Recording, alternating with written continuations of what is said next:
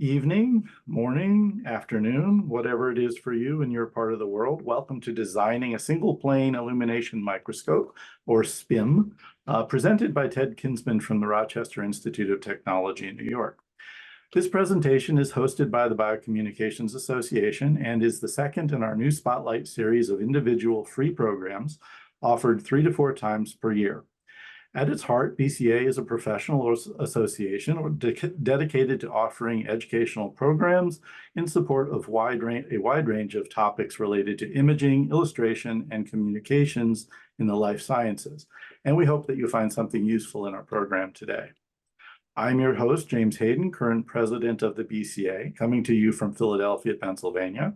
I know we have people registered from all around the globe, so we will be recording this talk and making it available to all the registrants to watch or rewatch at your convenience over the next few weeks. This is Ted. Hello. Ted is a member and a longtime friend of the BCA who has been a regular presenter to our meetings and conferences, and we are pleased to welcome him here today. Ted is a professor of photographic sciences at RIT, where he teaches technical imaging. He's contributed to numerous and very diverse articles, books, and movies, including South Park, SpongeBob SquarePants, my favorite, and the Planet Earth series. In 2019, he was a recipient of the Louie Schmidt Award for Lifetime Achievement, the highest honor given by the BCA. He's the author of Cannabis, Marijuana Under the Microscope, and another recent book called Sparks, Sparks, Sparks, The Beauty of Captured Lightning, documenting Lichtenberg figures of electricity with film and digital photography. So thank you all for your attention. Welcome, Ted. So the idea here is how to build a relatively simple SPIM machine or microscope. And what I have here on the screen is a sample of Spirogyra, which is a typical algae, which is real common to find in most pond water. So this was taken with the machine that I built, and the diameter of the Spirogyra is about 60 microns, which is average size of a human hair. So how about that or that? So I'm Ted Kinsman. I'm professor at Rochester Institute of Technology. There's my email. If you say, hey, I come up with something cool, let me know. And I also put in the comments section here links to all of these data files. So there's links to a data set of this Spirogyra that I just played there. You can see that. There's also 2 accompanying videos for this talk. Those are both on YouTube right now. And there's a couple other data sets there for you to mess with. So SPIM is I learned it as Single Plane Illumination Microscopy, but there is also probably more common now is Selective Plane Imaging Microscopy, and that's what openspim.org calls it. So there's an international group of people building these microscopes, and they publish papers on how to do it, and I should put this information into openspim.org, but haven't got around to it yet. But I've taken some of that material and simplified it for this particular system. And so with regular microscopy, you have just an image, and this is a dark field image on the left of our friend Spirogyra algae. And on the right is what a light sheet microscope image looks like. So it's a 3-dimensional image. It's very different than looking through a microscope because it's a computational image. So we're all used to looking through a microscope, but we're not so used to looking at hundreds of images and building a 3D model out of those. So that's what this project is. And I've got some project goals here. This is what I do with my students. And so we want to be able to have one of these microscopes around for students to get their hands on it and start looking at thinking about layers of images being built up to make volumes, because this is what a common technique in modern microscopes. So we don't have a confocal, but we have a relatively crude SPIM. So the techniques and the imaging techniques learned with the SPIM can be applied to a lot of other things, including specifically confocal microscopes. And one of the really big problems is you're going to have a big data set here, anywhere from 100 to 600, maybe more images taken with a relatively large sensor. And how do you manipulate those data? So there's all sorts of procedures for working with these images and making them smaller so that we can be able to visualize things. So unfortunately, there's some limitations that I have to deal with being in the university. We're not allowed a lot of chemistry, which is really an odd thing, because from a school that used to have spigots in the hallway with developer and fixer in them, all chemicals that have to be very highly accounted for. So we're really not allowed to have chemical dyes. So that kind of limits what we can look at and how we look at things. We're also limited by the laser power. So this system uses a 5 milliwatt laser, which is radically smaller than the 300 milliwatt lasers recommended by the open SPIM systems. So we're just not allowed to use those. But we can go to very high ISOs and longer exposure times and things like that, and hopefully make up for that in that power limitations. Our samples must be transparent or mostly transparent, and we use a very high NA numerical aperture water immersion lens, which has an incredibly short depth of field. It does have a working distance of about 3 millimeters, though. So our samples do have to be transparent. To simplify things, these systems are used to look at chlorophyll. And because chlorophyll fluoresces really nice at 4 or 5 nanometers, which is a blue laser pointer, this system is powered by a blue laser pointer. And we look at any plant cells that have chlorophyll, which is a lot of stuff.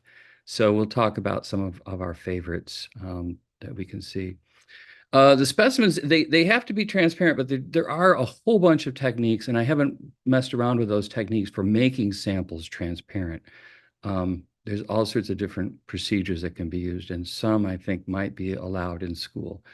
The samples have to be large enough to be held in locking tweezers, which is how I hold the samples. You cannot get any easier than that. And most optical parts and hardware are surplus. And I have a machine shop in my garage, which I machine to make everything fit when it doesn't normally fit.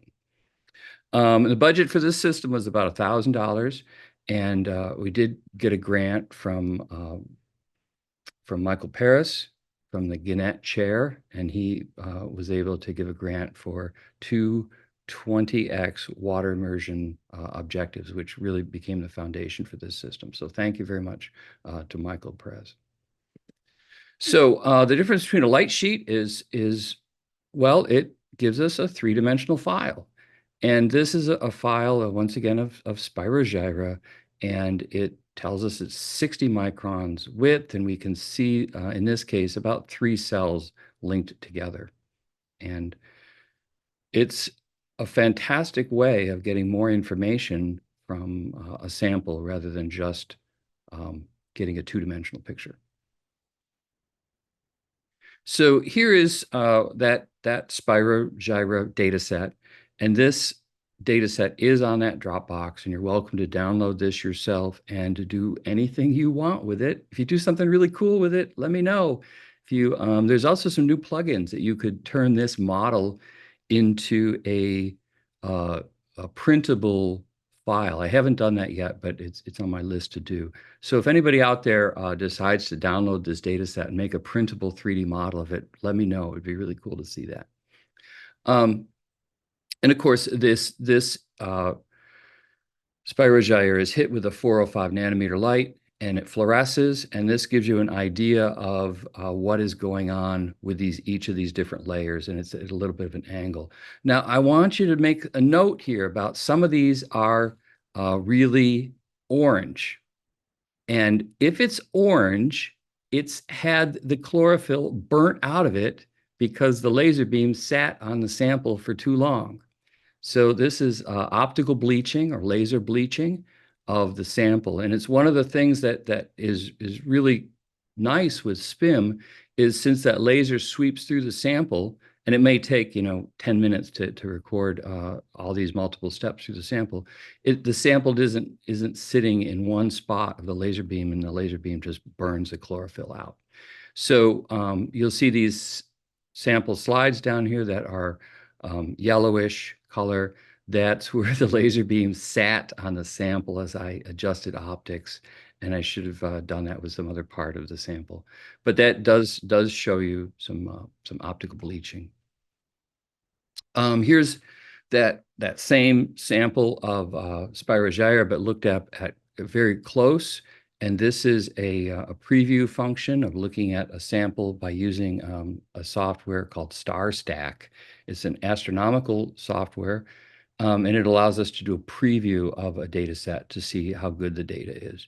And in this case, the data is really good, very clean data of what those structures look like inside that Spirogyra cell. And it's pretty cool stuff. I mean, you don't get these really nice 3D pictures out of a 2D camera. So there is a preview in StarStack, and this is a procedure that I typically do to verify a data set before I move into other software. It's a quick, easy way of looking at data. And I made a video on this, so you're welcome to check that out on that YouTube link. So there's my preview data in StarStack, and this is the first thing that's done once you've got a data set. Is the data good? Is it clean? Does it not move around or any of these other things? We'll talk about that. But when you put a sample into the observation water cell, it can absorb and move. And if it moves too much over the exposure of your maybe 100 data sets, 100 data images, they're unusable. So you typically want to let that specimen sit in the water cell for maybe 10 or 15 minutes so it absorbs all the water it's going to, and it's not going to move around too much. And here's our viewing platform. In this case, this is a volume view, which is a modern plugin to Fiji. Fiji is Fiji, and it is a modified version of ImageJ from the National Institute of Health. It's a free piece of software, and people are writing plugins to update it all the time. So this particular volume viewer has just been updated about 6 months ago, and it allows you to move all these different sliders. This is a screenshot, it's not active right now, but you can look at all these different positions and slices of your data set, and it's really a fantastic way to do this. There's also several other viewers that are now being worked on for relatively large data sets. So because stuff fluoresces, and chlorophyll is a great example of that. There's these little plants called mosses, and here we have a number of different mosses that are only a few cells thick. Some of them are only 1 cell thick on the leaves. And so they make really great specimens, and the students are very good at taking pictures of different kinds of mosses. So this is a full data set. It's been looked at it in, this is that StarStack preview data set. So this is a two-dimensional, like a lot of motion picture or still work. People really look at a preview in a two-dimensional image before they look at a movie. So this is that preview two-dimensional. This is our area of interest. And so this is about 100 images deep. And right now it's looked at that preview StarStack. And this is what is called MOS-7 file in the data set. So you're welcome to pull this data set in and play with it yourself, and you'll find out how thick this specimen is. I think it's a couple cells thick, but here it is in fluorescence. And I want to draw your attention to this little red spot up here. That little red spot is part of the data set, and it represents some animal that was probably on this leaf or some organic material, probably chlorophyll of some sort, that flew off in the water and got a little bit exposed, but not, it was not in the perfect focus. So you'll commonly see that in these data sets of things coming and going off the samples. So also, to make these data sets a little bit easier to use, one of the first things is you chop them down in some sort of utility. So you're only looking at a part of the whole data set. I'm no longer looking at a full 6,000 pixel wide image. I'm just looking at a chunk of them. So here's that data set, which is from that moss. And this moss it's got some weird stuff on it. It's got that little tip of the leaf that points back at an angle, and you wouldn't be able to detect that on a flat two-dimensional image. So here it really shows the power of a single plane illumination microscope. One of the other interesting things about this is done in a plugin called 3D Viewer, which is a relatively older viewer, but it does have the ability to output movies like this, which are really graphically exciting, and they really convey a lot of information. By the way, the calibration bars on this image are correct. So we'll talk about calibration in a little bit, but this is, you know, 1/3 of a millimeter across, and it's with that 200 millimeter objective. So here's that same sample brought into the other viewer, which is that volume viewer, and you can just look at a plane. This slider here looks at the distance, and then this is the scale. The distance relates to the plane of the data set you're looking at.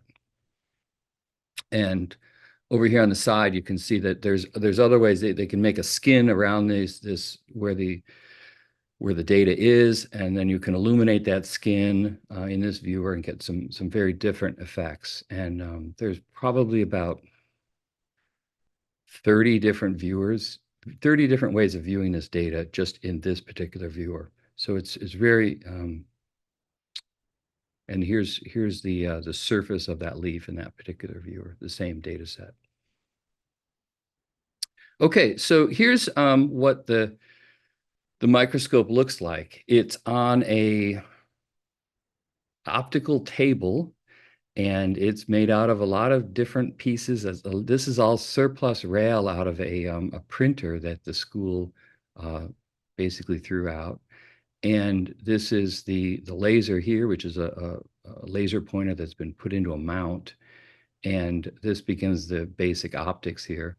The laser goes down to a mirror. This is a pointing mirror that allows us to detect and move the plane of illumination to match the plane of the detector or the objective for the microscope.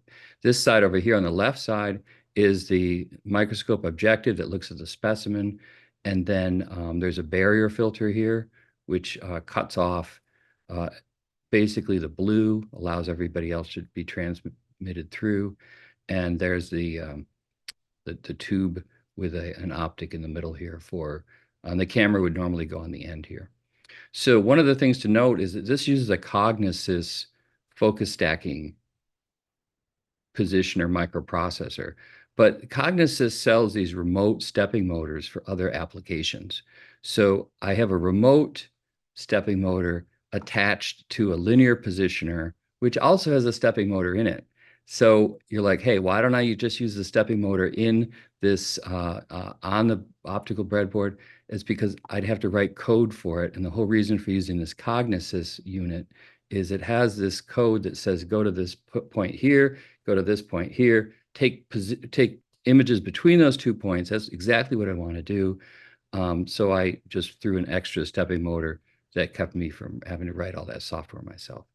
So there it exists on a optical breadboard, and that's sort of the state that it will exist on.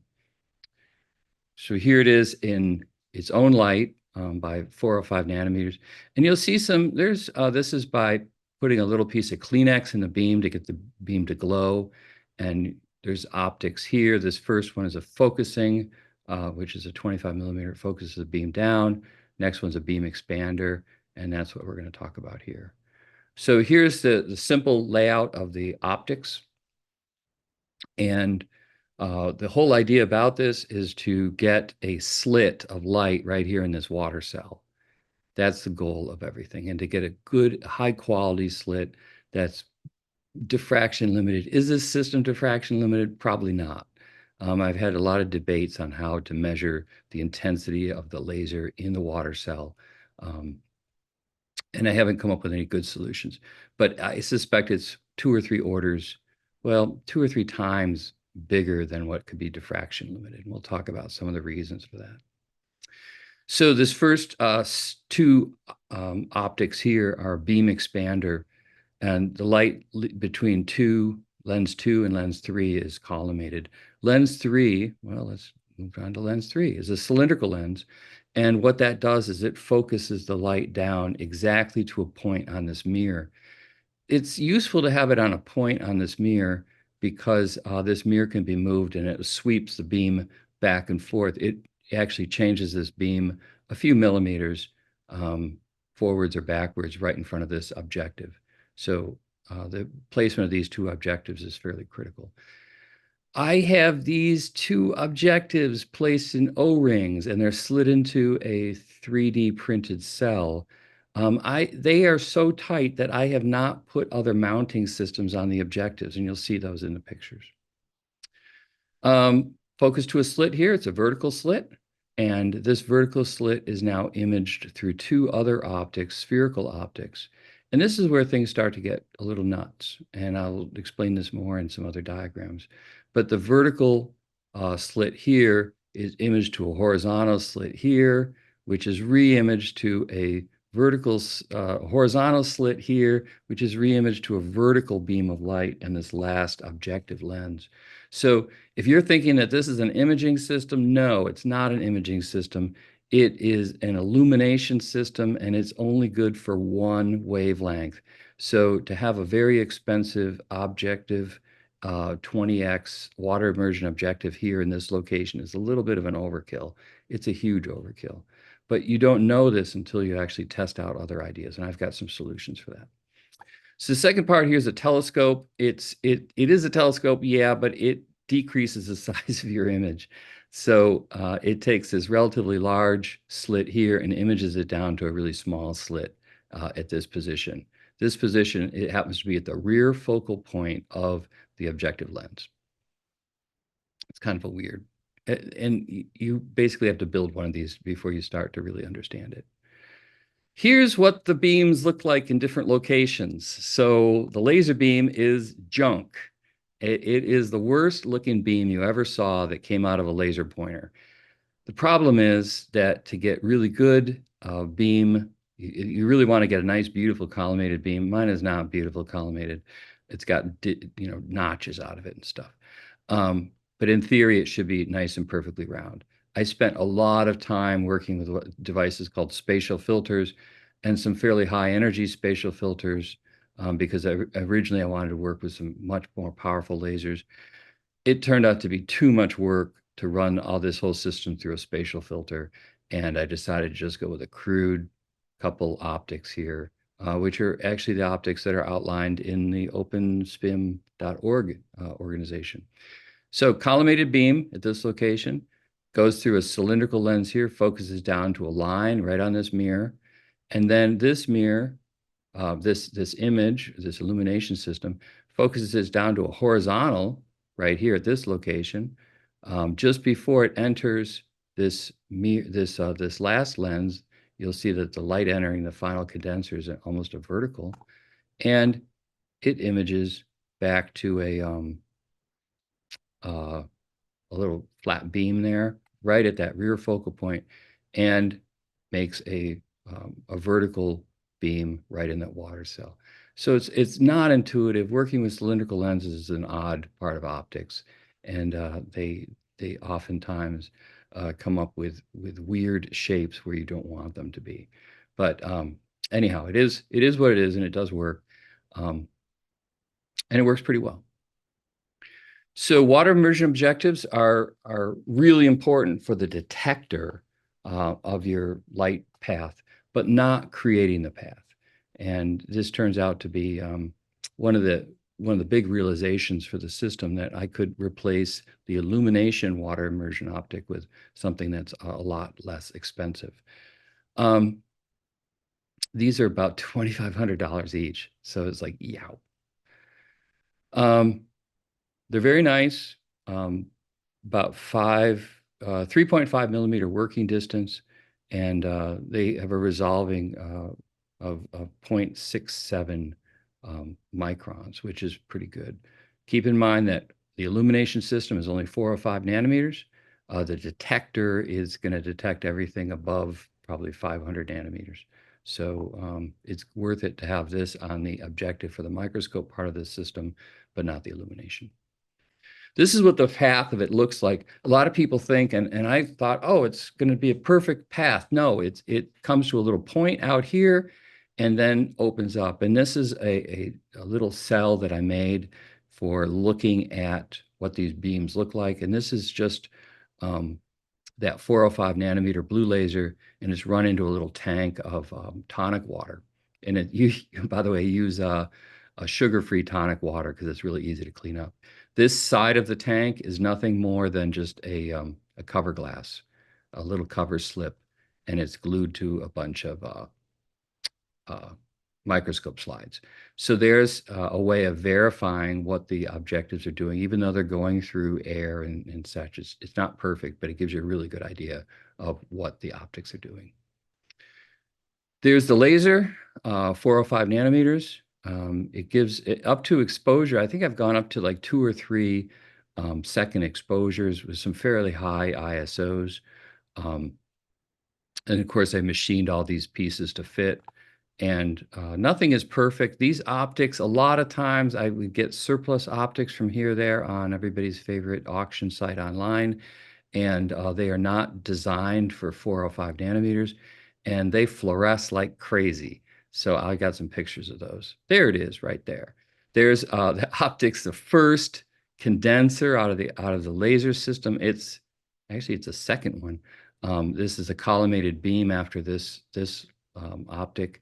But right here, you can see what it's not fully on that lens. The beam is not fully covering the lens. It's not that great a shape. And the optic is fluorescing.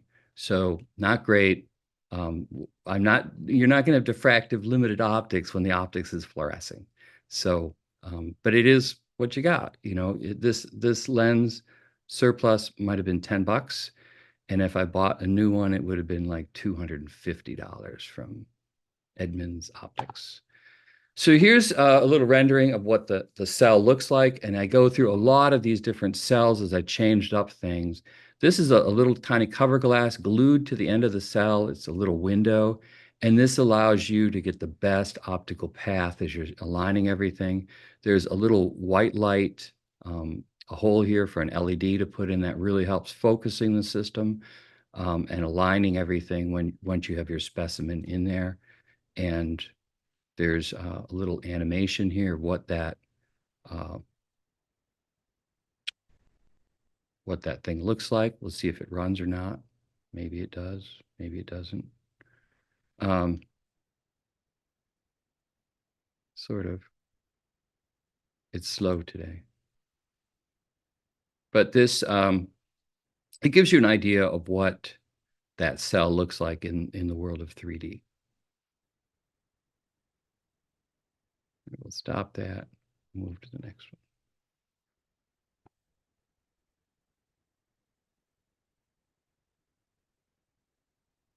Something like that.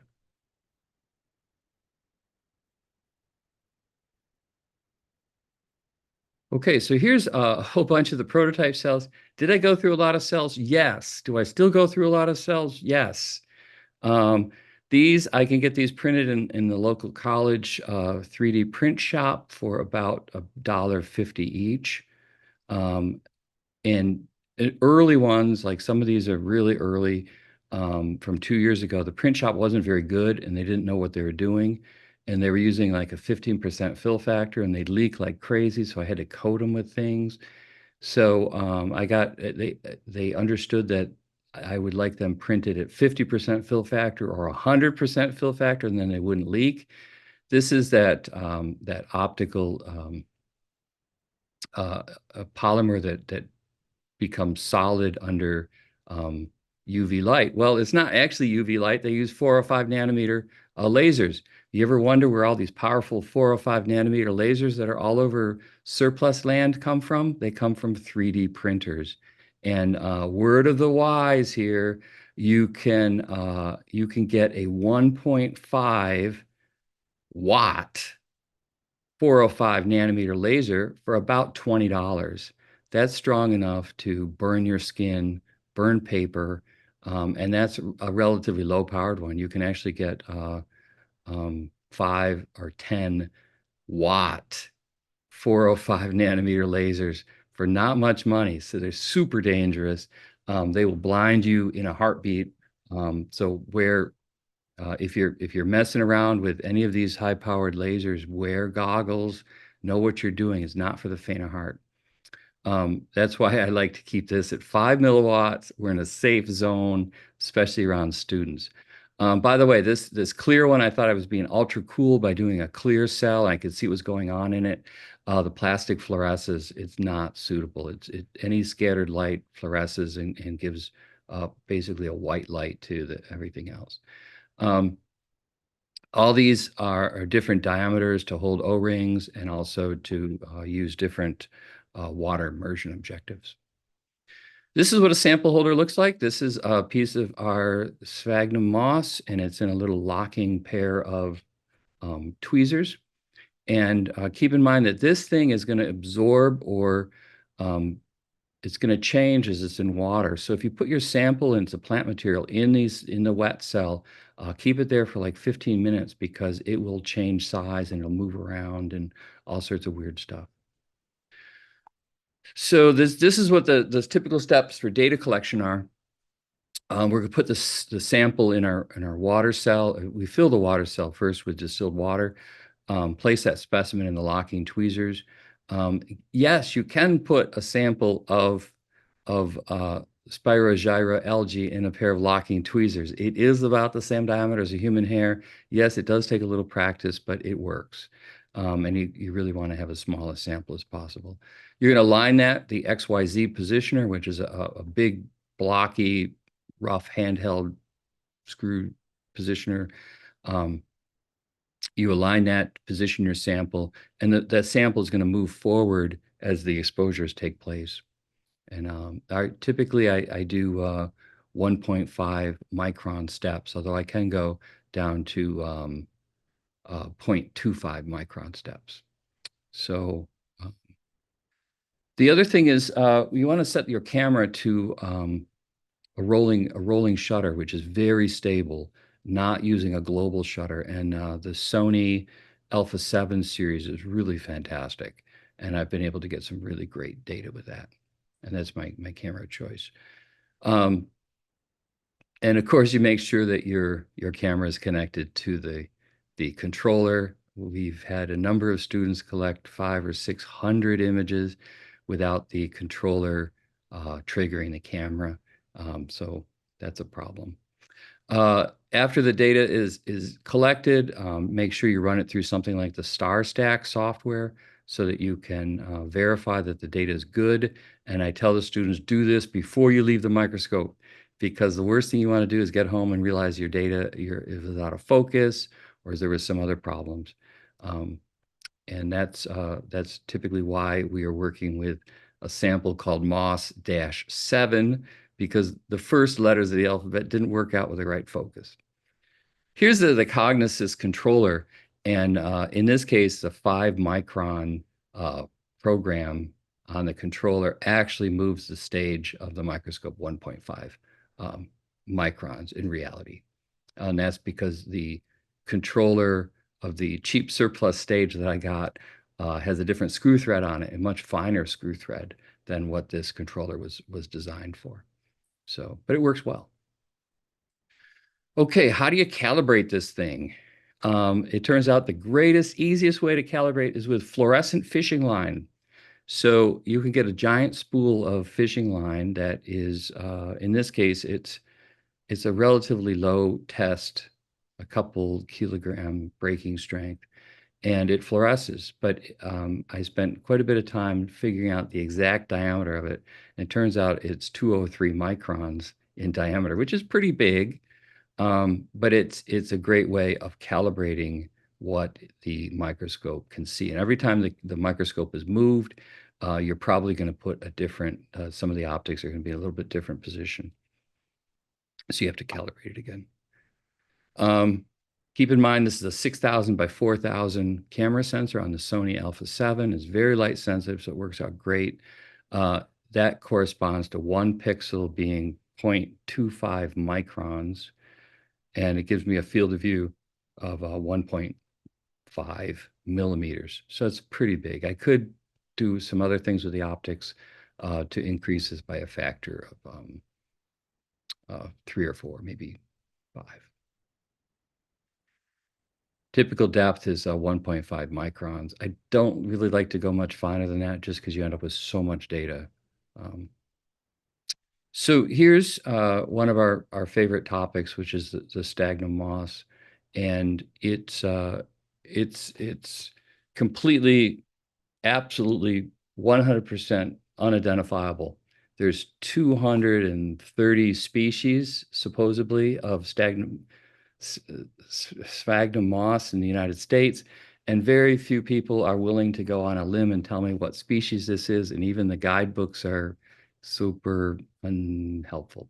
So somewhere out there, maybe there's a PhD student listening to this that wants to make a name for themselves. They do some DNA analysis on all these sphagnum mosses, and you can clean up that whole subject. It's in need of help. So there's a close-up of the cells there of that. And there's the tissue here, which doesn't have the chlorophyll, will also fluoresce. And it does a lot of weird stuff. So here's, who knows what's going on here. The red stuff is for sure chlorophyll. Why is this so beautiful green? What is going on there? I don't know. Is it the same species or is it a different species? I don't know, but it really glows really well. So is this a fresh one and this is an old one? I don't know. This is the world of peat mosses that we have in our existence. And they're really, really tough to tell apart even under microscopes, even with the guidebooks. I've given up on it. It's just peat moss in this world. There are a lot of other really cool things out there to look at, though. And this is, I show you this as a model of, okay, it's jammed up on this one, but it's the little tiny carnivorous plants. And this is a couple millimeters across. And it's not the 20x objective. I took out the 20x objective and put in a 5x Mitutoyo lens. So I want to stress that just because the systems out there operate at 20x, you can go to smaller magnifications like 5x or something like that, and use other optics and shoot through windows, which really drastically decrease the prices of the optics. So you don't have to have water immersion lenses if you're working at relatively close to real 5x or 2x or something like that. You can use other optics. This is the jaws, the mandibles of an ant, and the mandibles fluoresce, but the skin doesn't fluoresce very well or at all, and the eyes fluoresce. So we can see the eyes, we can see the jaws, but the rest of the ant is relatively disappears. And of course, we can go in closer and look at some of those fine structures on the surface. These are some shadowing details here. So if the illumination gets blocked, or if there's something that doesn't allow the illumination system to pass through, there'll be shadows on the subject. I'm going to try see if this goes. I think we've jammed up all possible memory on our system, but there's some, I can kind of jump through it. this is that the jaws of that ant as it moves through. And it's kind of a goofy thing because the rest of the ant just is invisible. So back to the Spirogyra algae, which is so fun to work with. It's got a lot of clear material. So really the only thing that fluoresces as you move through it, you can really get some great data with it. And I'm sure that if students go out there and start looking at other kinds of algae or other kinds of animals, organisms, you'll come up with some really great images also. This is with that, remember, this is all that same data set. This is that free data set that I have on the Dropbox for you all. Here it is looked at in this image viewer. And I'm looking at different slices. So that's an outside slice. Here I'm slicing right down the algae, and we can see and measure how big each one of these little structures is. Keep in mind, this is 60 microns in this diameter. So we've got some really great detail. And looking at the end of that Spirogyra, this is a really neat thing because you can tell if your aspect ratios are correct. If you screw up on your aspect ratios, this will be like ellipsoidal, and then you know things are a problem. You can also check that out with the fishing line calibrations. Of course, it's really great for all sorts of plant trichomes. And I have a bit of a reputation for photographing marijuana. So here's some cannabis trichomes. This is a kind of an interesting case because the center of these fluoresce really well, and you get a great picture like this. But when you look at it in the 3D world, these things fluoresce so much, and they act like almost like a fiber optic. It looks like a mess in 3D because of the way the light scatters all around. And you might see that by looking at things that just fluoresce too much. So, by the way, since we're going through a yellow barrier filter, this is a little bit biased. Is it really green? Probably not. It's probably more like a white fluorescent multi across the whole spectrum. Is it red? Yes, it really is red. That's the chlorophyll in the center. So when we align everything, we're going to put that water in the cell. I use a little toothpick in the tweezers. I make sure that plane is focused at the exact same place the microscope objective is focused. And after I've collected all that data, I make sure that I have removed the water from the cell. At first, I left that water in there, and I was getting everything fuzzy, and it turned out that the bacteria was growing on the surface of my microscope objectives. So the water immersion, you want to make sure they don't get bacteria mats growing on the surface of them in the water. Camera setup is pretty typical. I shoot JPEGs, and I know people are groaning, oh my God, JPEGs. But if you do RAWs, you just have too much data to deal with.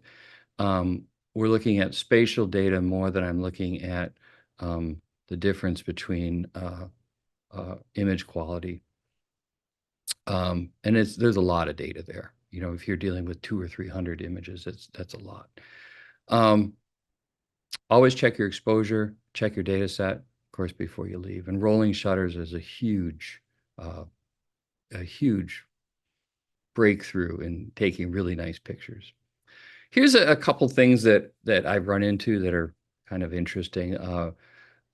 Most lichen fluoresces somewhere. This is reindeer lichen. It's pretty typical. They've got all these different structures on them that fluoresce, and it becomes a 3D file. This thing here is some organism that's in the water swimming around.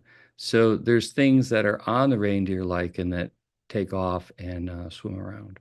And that's pretty common. You really want to have clean specimens that are relatively live, but don't have little critters swimming around on them. Here's some software. I haven't stressed the Fiji software. I misspelled it there. It's Fiji. It's free download. These are from the NIH, National Institute of Health.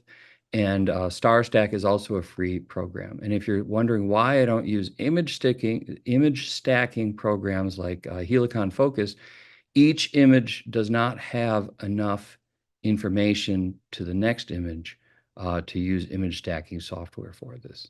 And StarStack does a fantastic job, and it's wicked fast. It's built for this kind of stuff. So give it a go. You're wondering where everything's going here. Future work, I need to work on specimen holding. I'd like to do some little tiny little organisms like copepods and things like that, imaging of those with some really high precision. But those need to be put in some sort of other sample holder. And you can use a gel where you put the gel in a little syringe and position it.